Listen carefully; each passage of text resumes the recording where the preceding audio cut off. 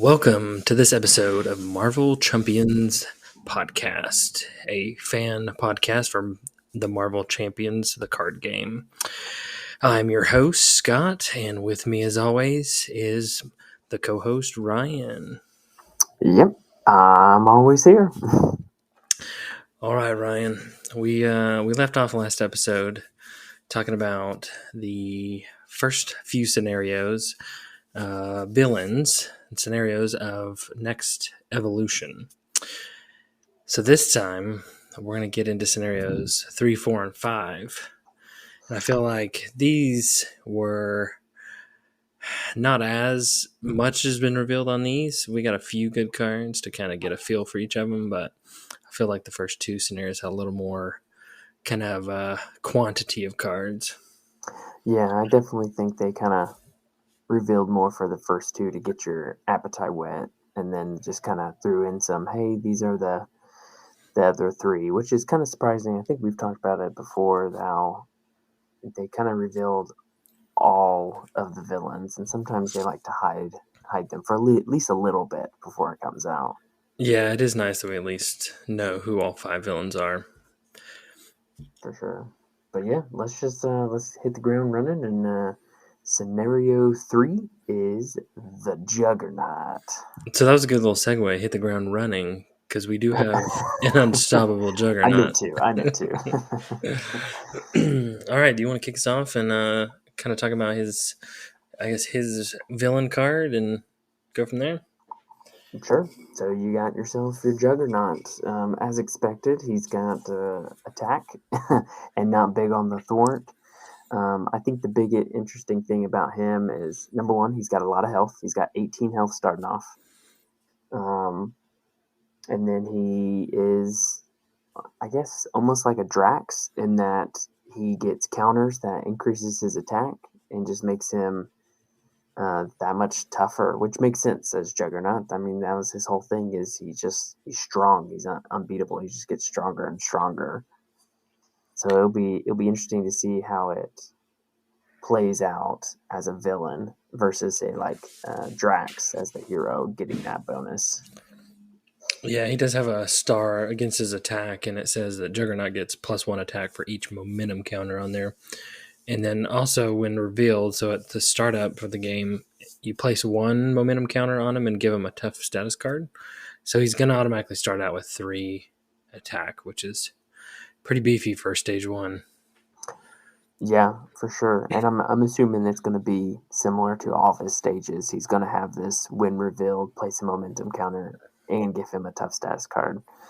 So he's going to be a lot of attack, and I think that fits the scenario. I mean, we don't have a whole lot, but based off the main scheme, it's designed to not be threat out, but to just make him keep punching you in the face. Yeah, you mentioned he's not the smartest character, and his scheme and his main scheme kind of point to that, because you can just keep letting it go and go and go, but he's gonna pop you in the mouth and make you pay for letting him scheme out.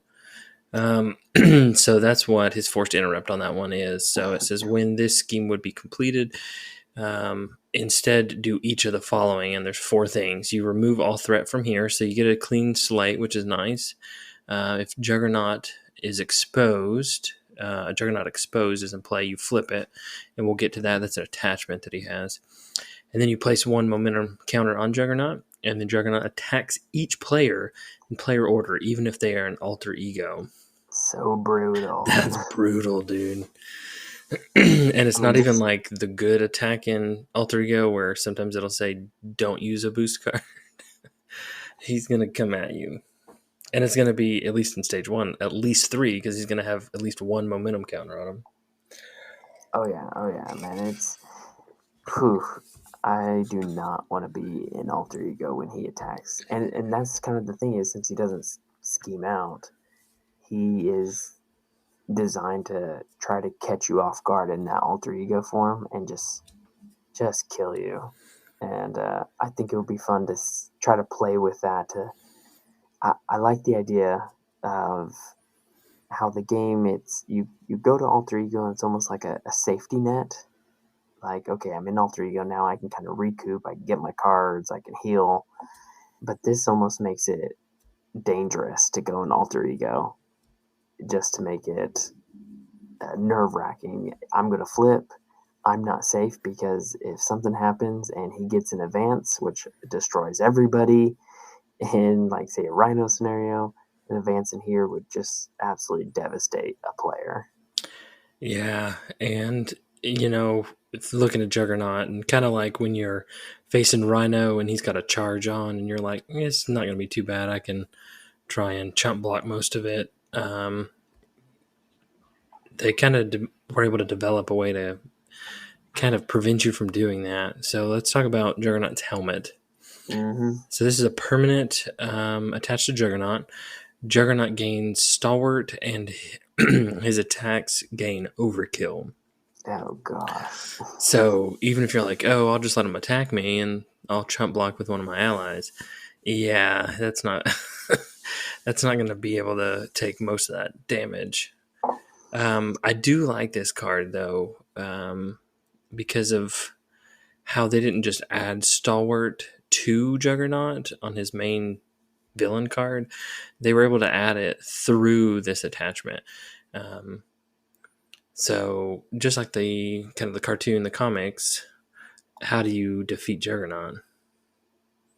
You gotta take his helmet You gotta off. knock his helmet off. So that's kind of what they're doing here. So there's a hero action on that card, or this side of the card. It says spend 3 resources of the same type, remove each momentum counter from Juggernaut, and flip this card. I think that's going to be pretty nice to be able to just wipe the momentum counters. But to me, that does say that there are going to be quite a bit of cards that are going to say, place a momentum counter on him. So I could see him ramping up really quick if you're not careful. And then once you get that helmet off, him exposed, it's like a little breather. He takes an additional damage for each card with a science resource. Printed, which I thought printed science resource. printed, Yeah. yes, yeah. So I think that's interesting. Just kind of not a blanket. Hey, an additional damage. And But I would see that as like any card, right? So it could be an ally with a mental as a resource. It could be an upgrade, and it could be an event, right?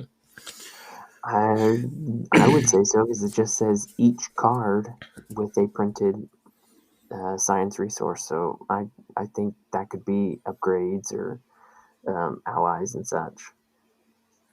I agree. All right, now you talked about kind of flipping him or flipping down into Alter Ego and having a reprieve. But that exposed side does have a little bit of a downside. It says, force response for his scheme. After Juggernaut schemes, place one momentum counter on Juggernaut and flip this card. So if you go down and let him scheme, it lets him flip that helmet right back over, and he's not exposed for very long. Yeah, I see this as for solo players, solo one-handed. I see the potential of like potentially manipulating all this. But when you get into multiplayer and people are going to be flipping back and forth and stuff, I can see it really being a pain. Him just keep helmet on, helmet off, helmet on, helmet off, just constantly going back and forth.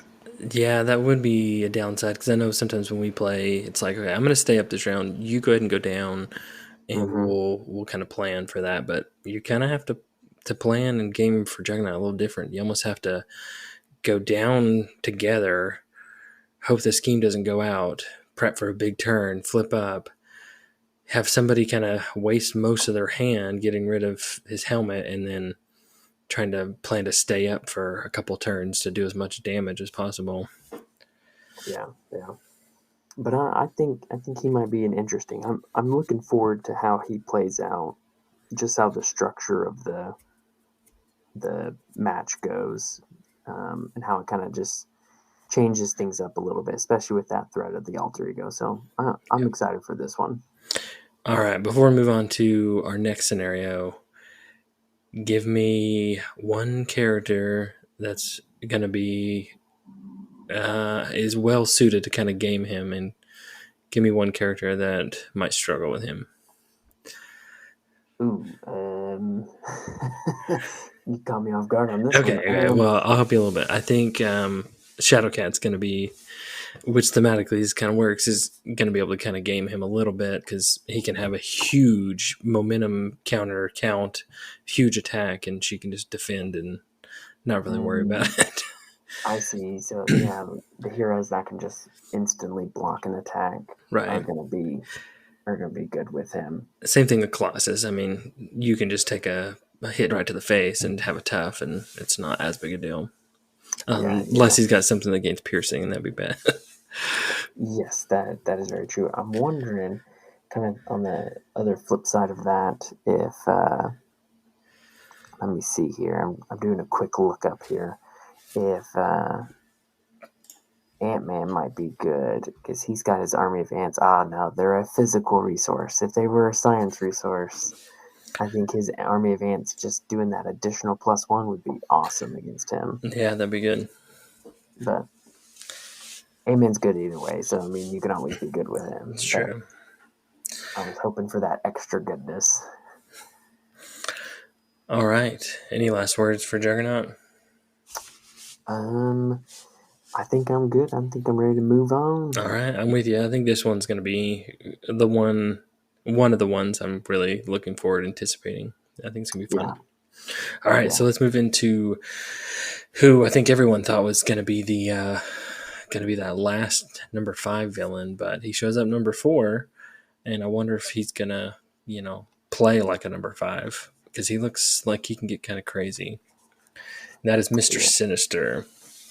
Oh yeah, Um, so Mr. Sinister, he is a 2 scheme, 1 attack villain. He's got 14 health per player, so not too crazy. But he does have a force response of after a status card is placed on Mr. Sinister, place 1 threat on the main scheme, which is kind of interesting because you're kind of getting penalized for giving him confused or stun cards. yeah. I like it when the designers put in the things that make tried and true strategies of players, and kind of flips it on its head. So you had like your collector one that kind of threw things off, or in this where you can't just status card him to death. You pay a price for doing it. I like that too. And it's not like it's not bad. Well, we don't know if it's not bad because unfortunately they didn't reveal his main scheme. So Hmm. for all we know, he could be like a taskmaster and have a scheme of or a max threat of 20 or something, or it could be real bad and like it could be multiples with all low values, kind of like it was a Crossbones or even like Yeah, Ultron where it's like 3 per player. yeah. I think that would be interesting to kind of bring back that small threshold schemes so they advance a lot quicker. I feel like we haven't seen a lot of those, and thus far, based off what I'm seeing with these the villains, most of them are going to be 1 or 2 main schemes. I think the second scenario and the third scenario are going to be just a 1 schemer. Or Yeah, sorry, no, the second one does have a second scheme, second main scheme. yeah, because it starts with a 2B, doesn't it? It does, yeah. Okay. So Mr. Sinister, he's like a geneticist, right? So he's all about stealing those X genes from everybody. Um, and so he looks kind of interesting because instead of just kind of making his main cards kind of do things, they've added in some encounter sets that look like they're going to do some pretty crazy modifications to Mister Sinister. And I'm going to talk about the first one of Flight. So there's a Flight encounter set, and it looks like each of the first, and they're all 5 cards, is an attachment, and it says Setup, attached to the villain, permanent. Attached villain gains the aerial trait, and the attached villain's attacks gain overkill, and it also gives them a +1 attack. I think these are really kind of neat. I think they're gonna kind of continue to build him up as the game goes on. My theory would be that when his main scheme's revealed during setup, you probably take one of these, you probably set them all aside, and then take one, attach whatever the attachment is, and then shuffle the remaining encounter set into the deck. And then probably at stage 2 or stage 3, you're going to grab another one and attach it to him. So he's got 2 attachments. And these attachments have no way of getting rid of them. They're just there. They're just permanent, which is kind of wild. Yeah, I could see that being something, because one of his just scenario treacheries is genetic mastery, which points out those traits. And so if Mr. Sinister has any of those traits, like Flight has Aerial, it does additional stuff. And it sounds like he can have multiple different traits potentially, which will get really nasty as he builds. Yeah, because he doesn't look too scary, kind of his base card, but I think these attachments and these genetic modifications are really gonna mess with him. So the next one here they have is Super Strength. So same setup and permanent, but now it says the attached villain gains the Brute trait and Steady. And Steady is where it requires 2 of a status card to either stun or confuse, which is kind of a cool combo because that combos right back to his forced response on his card. So it's going to take 2 status cards to get him stunned or confused, and then you're having to add that additional threat to the main scheme. So I do like that interaction. That's kind of cool. Oh, that's brutal. That's going to be interesting. Oh, and it automatically gives him another +1. So +1 attack. Yeah. And then so his next one is Telepathy, which again, set up, attached to him, permanent. This time he gains the Psionic ability or trait and has Retaliate 1. And he gets a +1 scheme. So there's just another thing to be annoying as you play him. So these are the 3 encounter sets they showed to us, and it looks like these might be the only 3, but it's possible they could throw in another 1 or 2. So it'll be interesting to see if they do that. But even if they don't, these are 3 encounter sets that don't look like they're villain specific, and it might be interesting to throw Telepathy on Rhino or some of these other villains. I mean, oh man, I do not want to face super strength Ronin. Now, let's get real. You would definitely put Flight on a Rhino, and then you'd have a giant flying rhino around New York City. Oh man, that'd be a nightmare.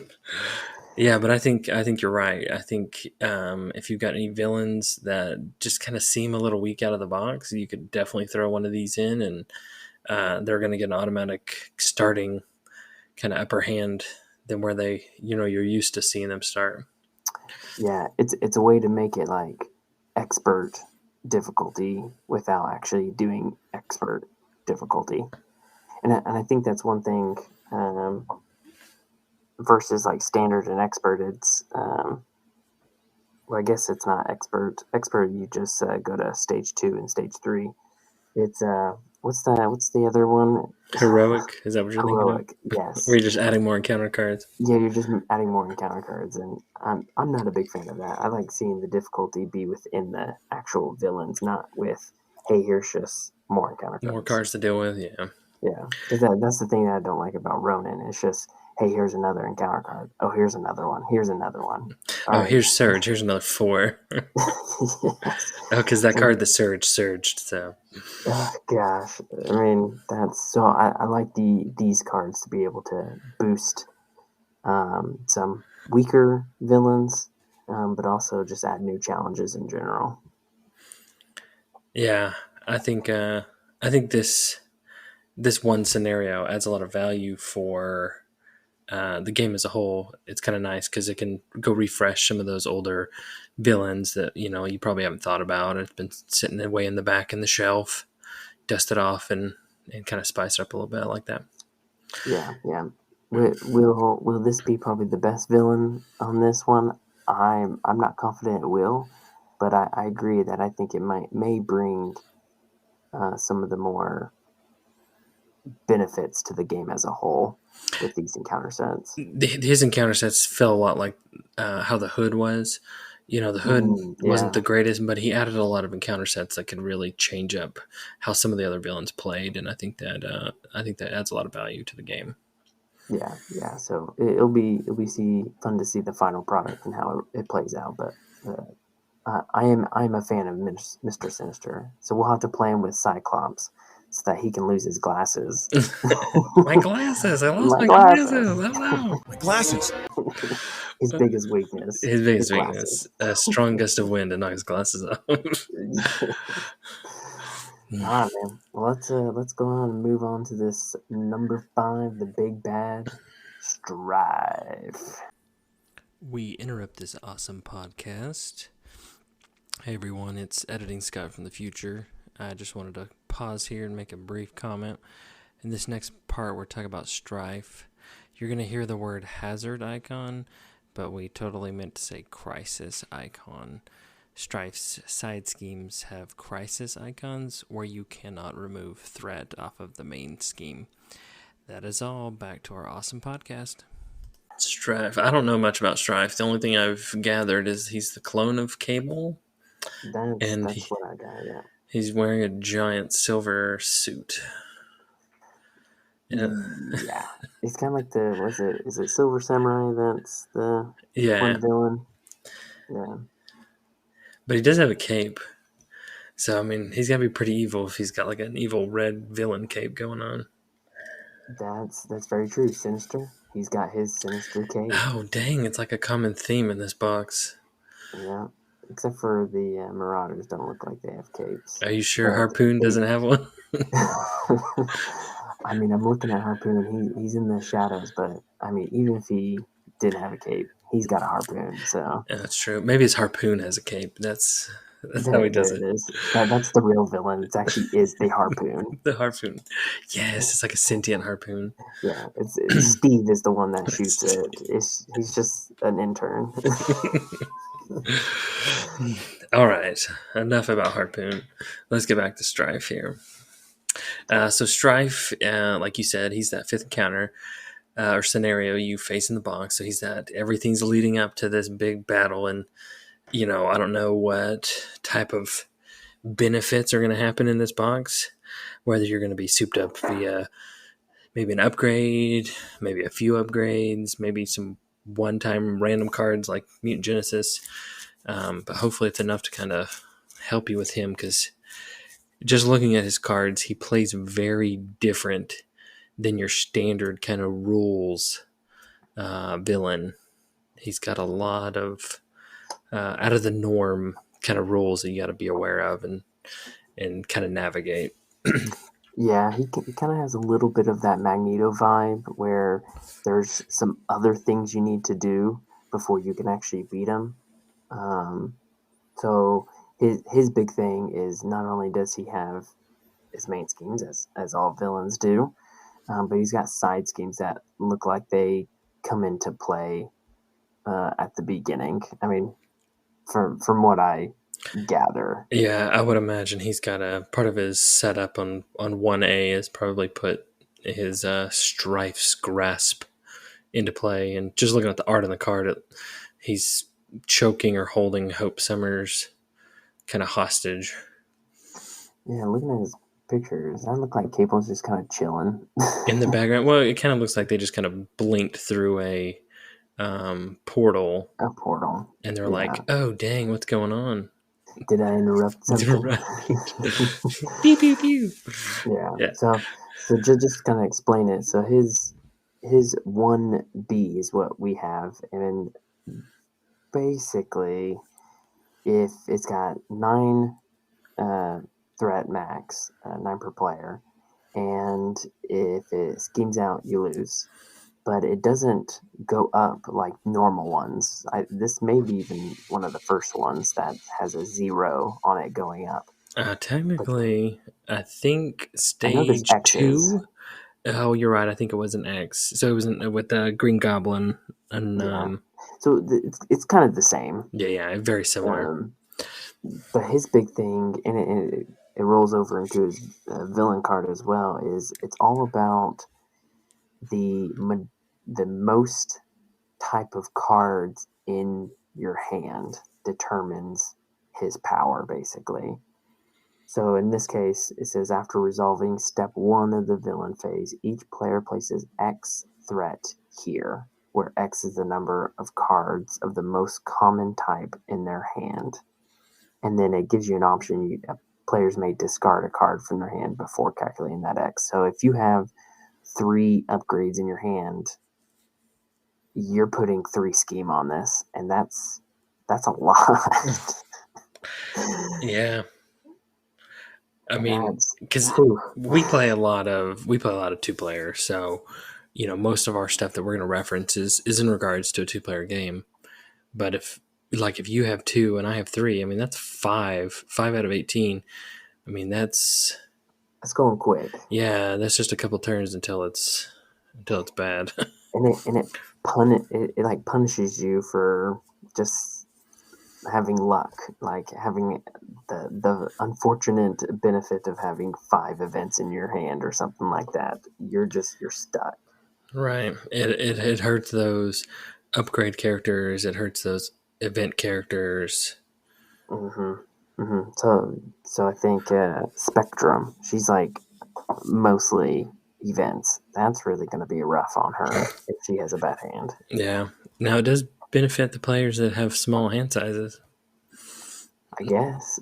I mean, you get a spider in like a hand size of 3, then But yeah, but it does get better because the side scheme, Strife's Grasp, has the exclamation mark. What is it called again? it's a hazard. The hazard it's, icon. it's not like I've played this game since it came out, but it has the hazard icon, so you can't even thwart it off, and it's nasty.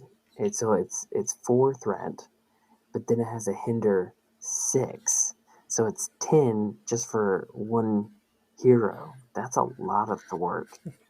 So 10 is it a becomes a lot. race. Yeah.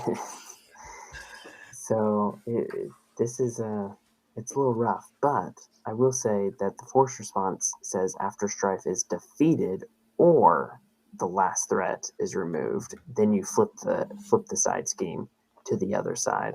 So it does give you an option of, hey, if you stink at thwarting, just beat the snot out of Strife, even though he's got 15 health, which is a decent amount. Or if you're good at thwart, just thwart this thing up. But it's like a timer. You have to do one of those two Yeah. before that 1B threats out. That you Yeah. can't even reduce. Yeah, his first main scheme's kind of untouchable until you deal with that, or you decide to go straight for Strife.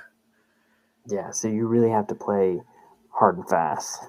But the only upside is so the other text on there is Hope Summers can attack only Strife and can thwart only this scheme, which is the side scheme. So that being said, at least Hope Summers' encounter set's going to be added to this scenario. Yeah, she's an automatic for sure.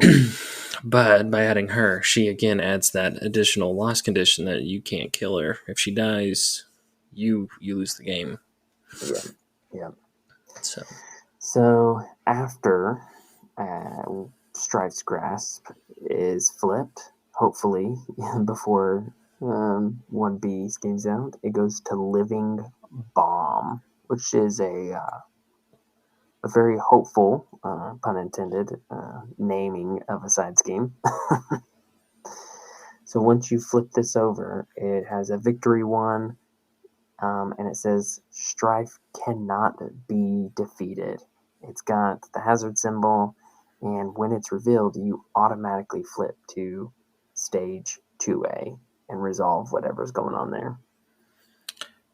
and then it also has a hazard icon. And I would imagine this living bomb is the second side of Strife's grasp. since it says But, to flip the card over. yeah, I think It's even the numbers are the same. Yeah, it's yeah, 6 6 and 6. of his encounter set. So you still have a hazard icon, which means you still can't touch the main scheme. So if you Yeah, did all your scheme just to get it to flip, you still got 3 that you've got to deal with until you can touch the main scheme. yeah, you still have to deal with that little piece. And that will cause his uh, second stage is 2A to be revealed over into 2B. Is left to your fate main scheme. It's got a threshold of 8. Um, it introduces he gains stalwart, so Strife gains stalwart, but each of your identity gets 2 +2 hand size. Sounds nice. Yeah, it sounds nice until we talk about him attacking you here in a second. But there's also a little bit of a downside. You have to increase the resource cost to play each player card by 1, and if this stage is completed, the players lose the game. So, +2 hand size is pretty nice, but you do have a little bit of a cost increase that you got to deal with, but you're not having to worry about the scheme going up by crazy amounts anymore because it's just going up by 1 per player per turn. Yeah, and it still has that if it completes, you lose the game threshold, which most, if not almost all, have some form of that.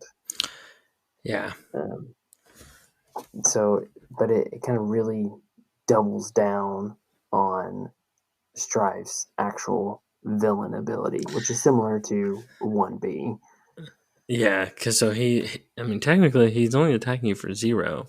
So it would be 0 plus a boost card, but he does have a star that says when Strife is attacking you, he gets +X attack, where X is the number of cards of the most common type in your hand. So he could hypothetically be punching you for 5 plus a boost card, which would stink. That'd be awful. Yeah, I mean, and even if or even worse, if you are in 2B and you get that +2 hand size, that just increases your odds of getting a higher card type number. So now you're potentially getting 7 damage or 7 attack against you plus a boost. If it was like worst case scenario, your whole hand was 1 type of card. Right. Now, you would have some benefit to characters that have lower hand sizes. Your Spider or Drax or somebody like that. You hopefully might be able to take a little bit less of a big punch. The only benefit here is, I don't see any overkill. So your standard methodology of defending and chump blocking kind of would apply with Strife. So that is kind of nice. Even if he does have a big attack, there are ways around it. Yeah, I mean, there's always those characters that do better against that because he does have stalwart, so you're not going to be able to do much stun and thwarting because he gains stalwart with 2B. But yeah, your characters like your Spider-Man that just says backflip and just cancels it out. Boom, you're good. Yeah. Um, so that's going to be a little rough at times, I'm sure. Yeah. We only have his stage 1 card, but I imagine his stage 2 is going to be maybe one more scheme and an attack of 1 with a star. Yeah, I don't think they're going to be doing much changing of his ability. No, I agree. The 1 scheme is not too bad. You can at least kind of flip down and hopefully take a little breather because luckily the star is only for his attack. But a threshold of 8 on that second main scheme isn't huge. Yeah, it's not huge, but I would say it's standard. I would say, yeah. I mean, I think 7's the lower end for a if it schemes out, you lose. So Yeah. 8 seems pretty reasonable. Like you should be able to handle that overall. Yeah, and with the 2-player game like we play a lot of, 16, that's not too bad. Yeah. So, I mean, he definitely has a unique thing that we haven't seen before. So I do like that, and it can really make him really strong or kind of average, depending on your hand. But for me, I think the biggest thing is that stage 1B and that timing element with it and Strife's grasp and trying to take care of that before you lose. I think that timing's that biggest thing for me. Yeah, this one, those hazard icons and how the potential of that scheme going up on his main scheme so fast.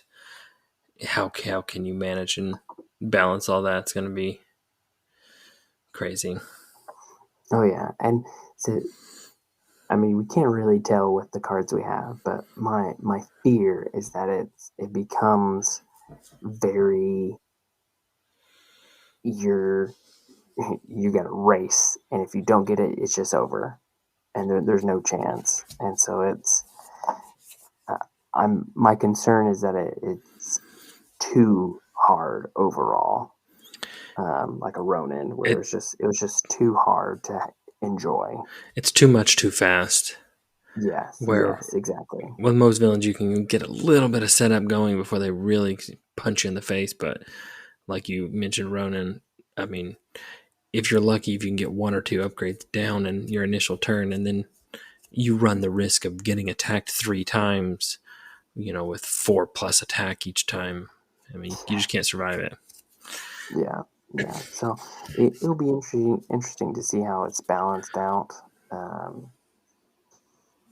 but I definitely think I do like the idea of kind of like the Magneto and some other villains where it's not just punching him. There's a side element of how to navigate his scenario.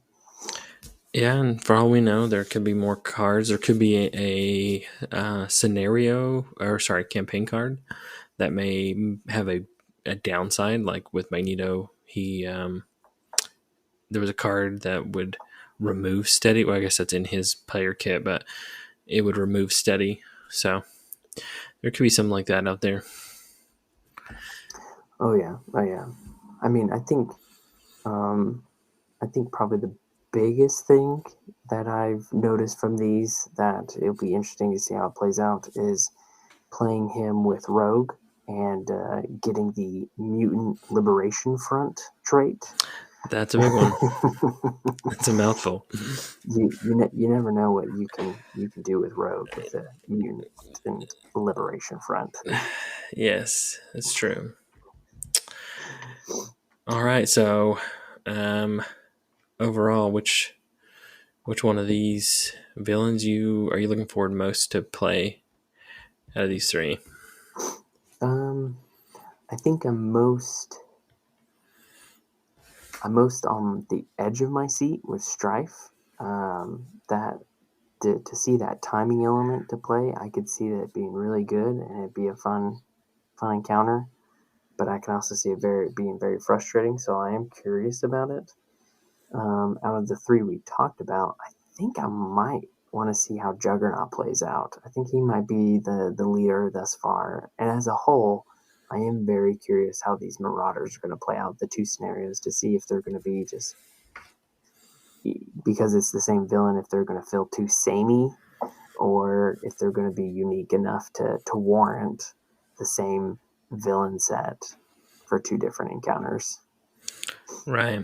Well, the nice thing about that one is technically in the second scenario, you could have 7 different options for a main villain, Yes, yeah, and then hopefully you're just not stuck with one with a horrible forced interrupt. yeah, yeah. What about you, man?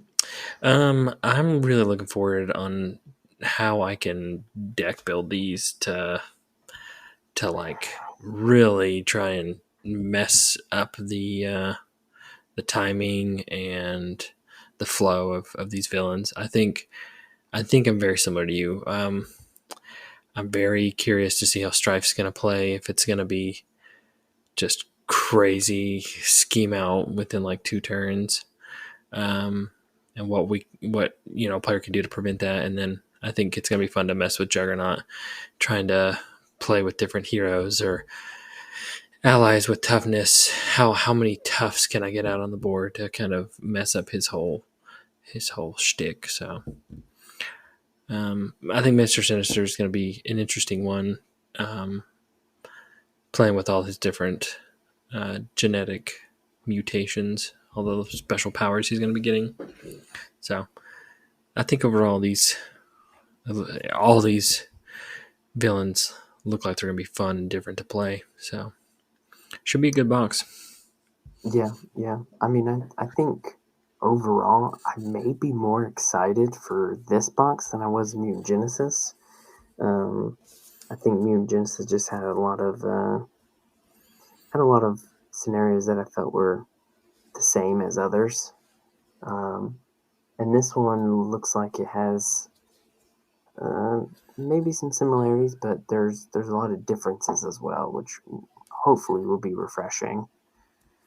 Yeah, and I think this is the first big box with the new designer, so hopefully that'll bring in some new kind of fresh ideas, slight different ways to do things, and keep the game fresh. I mean, just looking at these, at face value, I mean, it's nice to see that they're still having ideas, and it's not just the don't scheme out and punch the villain in the face. Yeah, and I think ultimately that's what this game is. It is punching the villain in the face. So there's only so much design you can do other than that, versus like their counterparts of Arkham Horror card game and Lord of the Rings card game, where it's very story driven, and so they were able to really go outside the box on some of those expansions and such. So I'm curious to see how these go, and also see for the future and how they change the formula up, where it's not just punching someone in the face. But again, ultimately that is what Marvel Champions is. You're pulling off big combos to punch people in the face. Yeah, that's what I like to play. Having that sweet, perfect turn where you need just that right quantity of damage to defeat the villain, and you're able to, do like 25 damage. Yeah, because the next turn you would be dead, or you would scheme out or something. Yeah, it is fun when we play and we're like, well, can we beat him? How much can you do? How much can I do? And it's like, you know what? Let's just go for it. And we just go all out, and we ended up winning by just enough. Yeah, that's always fun. All right, well, I'm really excited for this new box, and I can't wait for August to get here so we can play it. For sure. All right. Well, we need to start now to ask our spouses to give us a day to do this. Yeah, because this would be one I would like to play it as one continuous campaign. Yeah. So that means we can't lose. We can't lose a Juggernaut. Have to replay him. Oh, fun. All right. Well, thank you, everyone, for listening to this episode. We really appreciate it. And remember, if you don't want to be a chump anymore, listen to our podcast, and you can go from a chump to a champion. Thank you. Take care.